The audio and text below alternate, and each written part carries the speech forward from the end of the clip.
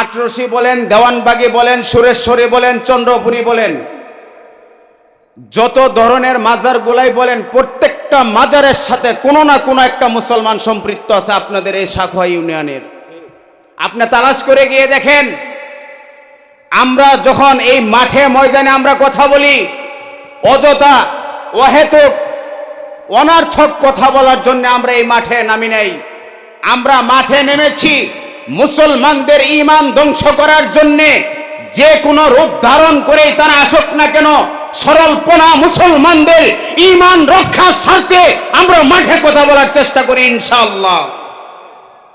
জি জি ভাই,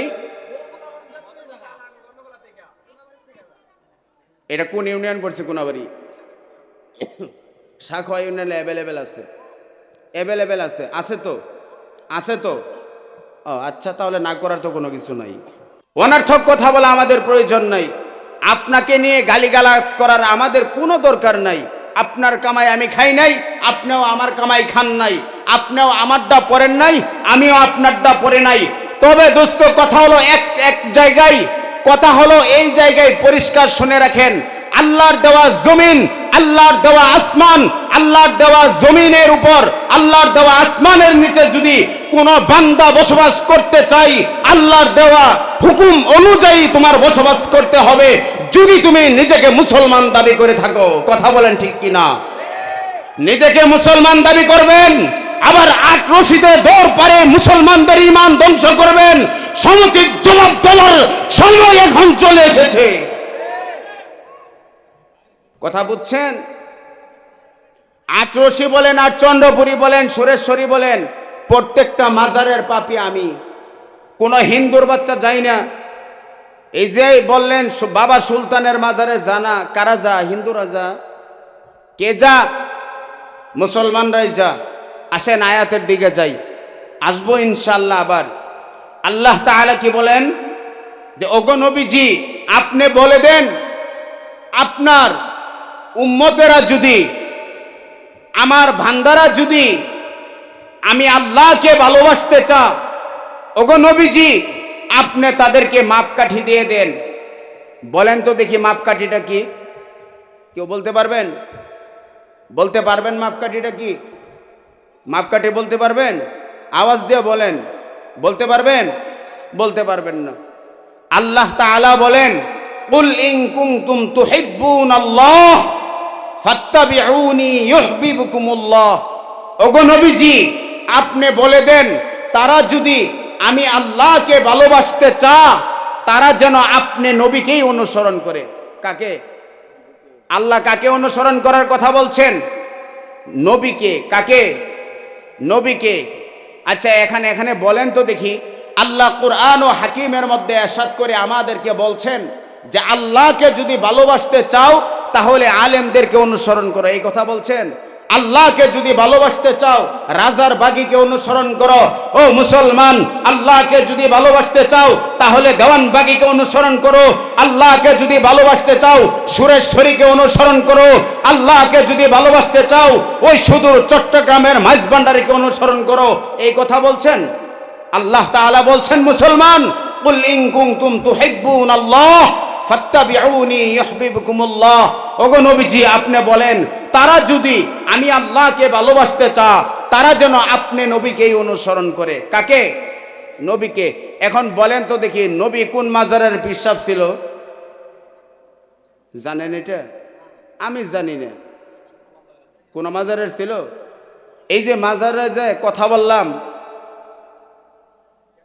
আপনারা নক করলেন, মাজারে যা কারা? হিন্দুরা যা? আপনি আমি যাই, অদস্ত আল্লাহর ভালোবাসার মাপকাঠির নাম দেয়া আপনার আমার ঈমান ধ্বংস করার জন্য চেষ্টা করতেছে। এগুলো তুচ্ছতা ছিল মনে করতেছি। মনে করতেছো এই 60 বছরের জিন্দেগি, 80 বছরের জিন্দেগি, এই 90 বছরের জিন্দেগি, 100 বছর, 150 বছর, 500 বছর, 1000 বছরের জিন্দেগি কি তোমার এই জায়গায় শেষ? এটাই তো ভেবেছো? মনে রাখো পরিষ্কার যুবক ভাই, এই যে তোমার জিন্দিগিটা মৃত্যু নামক দরজা দিয়া যখন তোমার এই দুনিয়ার বুক থেকে বিদায় হতে হবে, পরপারের জিন্দিগি কোনো মাজারেও কাজে আসবে না, পরপারের জিন্দিগি বিএনপির কোনো সার্টিফিকেট দেখাইলেও কাজে আসবে না, পরপারের জিন্দিগিতে আওয়ামী লীগের কোনো সার্টিফিকেট দেখাইলে কাজে আসবে না, পরপারের জিন্দিগিতে যে কোনো দরবারের পীরের সার্টিফিকেট দেখাইলেও কাজে আসবে না, পরপারের জিন্দিগিতে কোনো আলেমের সার্টিফিকেট দেখাইলেও কাজে আসবে না, পরপারের জিন্দিগিতে কোনো বক্তারের সার্টিফিকেট দেখাইলেও কাজে আসবে না, পরপারের জিন্দিগিতে যেই সার্টিফিকেট দেখানোর পর আপনার আমার কাজে আসবে সেটা হলো কোরআন ও সুন্নাহ নবীজির আদর্শ অনুযায়ী কি তুমি তোমার জিন্দিগি পরিচালনা করছো কিনা, কথা বলেন ঠিক কিনা। কোন দলের পরিচয় চলবে? কোন নেতার পরিচয় চলবে? মুসলমানদের নেতাকে নবী মুহাম্মদুর রাসূলুল্লাহ, কথাটা পরিষ্কার মনে রাখবেন।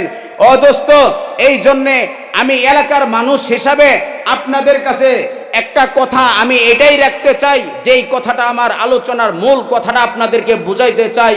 আল্লাহর ভালোবাসা, আল্লাহর প্রেম অর্জন করার জন্য আমাদেরকে মাপকাঠি বা স্কেল দেখায়া যারা আমাদের ঈমানটাকে ধ্বংস করার জন্য ভ্রান্ত কোরআন সুন্নাহ বিরোধী পথে নিয়ে আমাদেরকে ছেড়ে দেয়, তখন তো আমরা হাবুডুবু করা শুরু করে দেই, কথা বলেন ঠিক কিনা। হ্যাঁ, তখন এটা আমরা কখন বুঝি?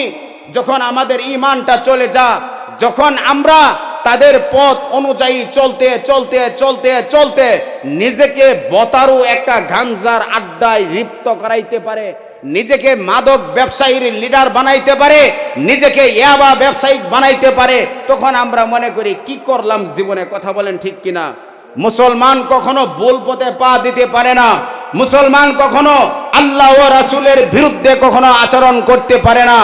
আজ দেখা যাচ্ছে কোরআন ও সুন্নাহর শিক্ষা আমাদের মধ্যে না থাকার কারণে, নবীজির আদর্শ অনুযায়ী আমাদের জিন্দেগি পরিচালনা না করার কারণে বিভিন্ন ব্যক্তিরা রাজনীতি করতে গিয়েও তারা দেখা যায় ইসলাম বিদ্বেষী কথা বলে ফেলে।